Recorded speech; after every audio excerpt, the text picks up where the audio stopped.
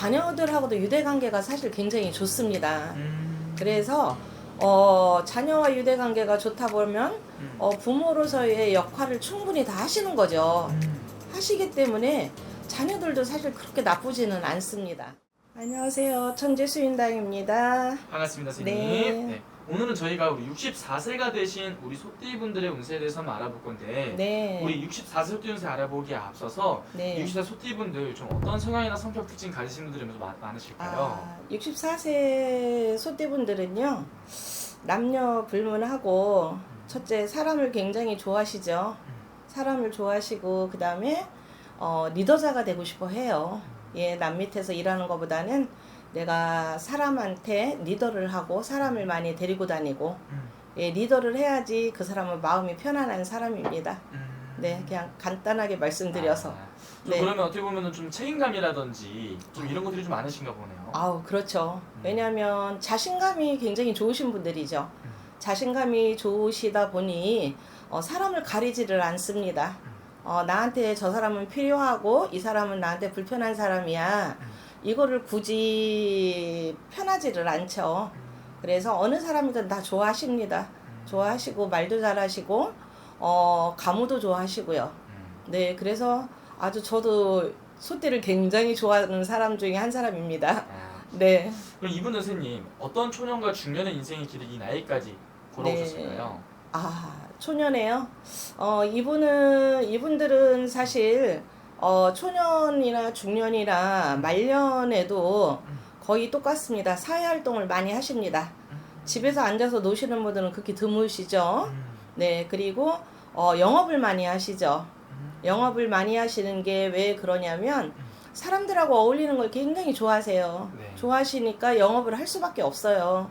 그래서 늘 사람하고 어울리는 생활에 몸이 익숙해 있는 사람들이라고 말씀을 드릴 수 있습니다. 네. 그럼 이분들 같은 경우는 선생님 인생을 살아가면서 네. 많은 또 고난도 많이 겪었을 거고 풍파도 겪었을 것 같은데 이분들은 좀 어떤 이유 때문에 가장 많이 힘들었을까요? 이분들이 힘들어하는 거는 이제 대부분이 사업을 많이 하시는 분들이에요.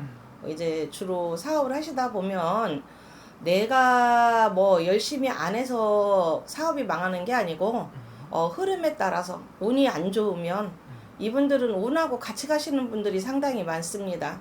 그래서 쉽게 말하면 너는 노력이 100%야 이렇게 말할 수 있는 게 아니고요. 운이 50%고 노력이 50%야. 그런데 또 한 가지 채워줘야 되는 거는 사람을 너무 좋아하니까 그런 면에서는 100%의 자기 삶을 살 수 있는 사람이다. 이렇게 말씀을 드릴 수가 있습니다. 네. 그러면 우리 64세 소띠분들 네. 이 64세란 나이까지 어느 시기에 가장 많이 힘들었을까요? 가장 많이 시기에 힘든 건요. 30대 후반에서 40대요. 왜냐면 이분들은 사회생활을 하는데 그때가 제일 물론 적정기기는 합니다. 누구라도. 하지만 이분들은 굉장히 리더십이 강하다 보니까요. 사회생활을 남의 뭐 월급을 받고 사회생활을 해 나는 그런다라면 굉장히 불만이 많죠. 답답한 게 있죠. 내가 오너가 아닌데 오너 밑에서 일을 하려 하니 나는 A로 가고 싶은데 오너는 B로 지시를 하는 거예요. 그러면 거기에 적응하기가 굉장히 힘들어요. 그래서 과연 내가 사회생활에서 월급을 받고 60세까지 정년퇴직을 할 것인가 아니면 내가 정말 새로운 내 인생에 내 사업, 개인 사업을 할 것인가 여기에 굉장히 많은 갈등과 고뇌가 있는 분들이지요. 네네네네. 그 이분들 선생님 결혼 생활을 또 이 나이면 당연히 또 결혼을 하신 분들도 많으실 거니까 네. 결혼 생활은 잘 유지해 나가신 분들이 많을까요? 아니면은 일본에서 못 하신 분들이 많으실까요? 사실은 그게 참 그 질문이 어려운 질문이에요. 난시와 월별, 예, 365일에 12달입니다. 윤달이 안 끼면요. 그러면 1월부터 12월까지 태어난 달에, 월에 어떻게 태어났냐가 굉장히 중요하신 게 많습니다. 이분들은. 그래서 어떻게 보면 소띠들이 사주가 세다 그래요. 네. 사주가 세다고도 하지만 반면에 또 유하신 분도 있는 거예요. 그래서 30대 후반, 40대 넘어가서 50대에 여성분, 특히 남성보다도 여성분들이 홀로서기를 많이 하시는 분이 많이 있습니다. 네네네네. 이분들 같은 경우는 어떻게 보면은 항상 내가 앞에서 이끌어가고 누군가를 책임지고 이런 삶이 많았을 것 같은데 네. 혼자서 되게 좀 외롭고 고독했던 순간도 많았을 것 같아요. 왜냐면 내가 하고 싶은 게 너무 많은데 음. 가정이라는 틀 안에서만 있기에는 뭔가가 늘 부족한 거예요. 부족한데 또 가정에는 사실 자녀를 낳고 남편을 수발하고 남는 거에 내가 내 거를 해야 되는 그런 어려움이 있죠. 그런 시기를 잘 넘기면 뭐 100년 부부애로 하는 데는 전혀 지장이 없습니다만 그렇지 못한 성향을 가지신 분들은 결론은 중간에 내가 자녀 다 키워놓고 나면 나 홀로 서기를 하시는 거예요. 그래서 양면성은 있지만 그렇다고 해서 나 홀로 서기를 한다고 해서 어렵거나 힘들거나 이런 것은 사실 없고요.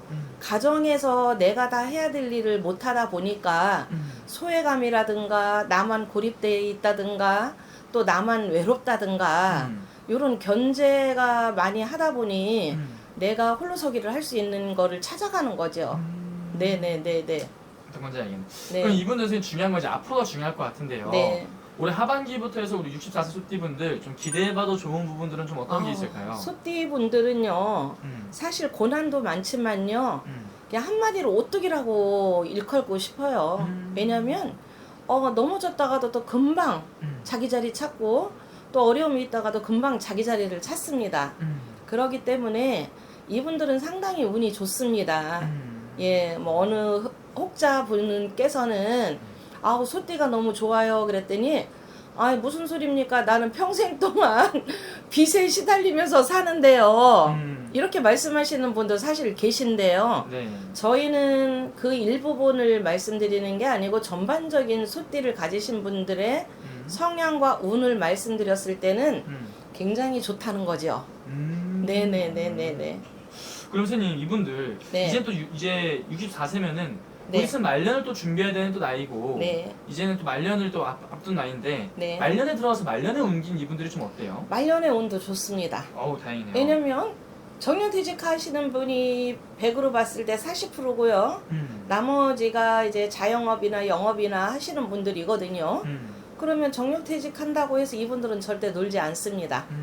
왜냐하면 내가 워낙 활발하게 움직여야 되는 그 기운이 있다 보니까 미리 다 준비를 해 놓으세요.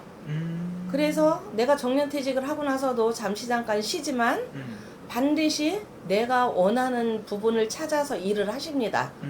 그렇기 때문에 이분들이 정년퇴직한다고 해서 뭐 어려움을 겪거나 내가 할 일이 없어서 정말 뭐 어디 뭐 쉼터에 가서 뭐 시간을 보낸다든가 아니면은 뭐 낚시나 가서 정말 내가 며칠씩 세월을 낚는다든가 사실 이런 거는 굉장히 어렵죠.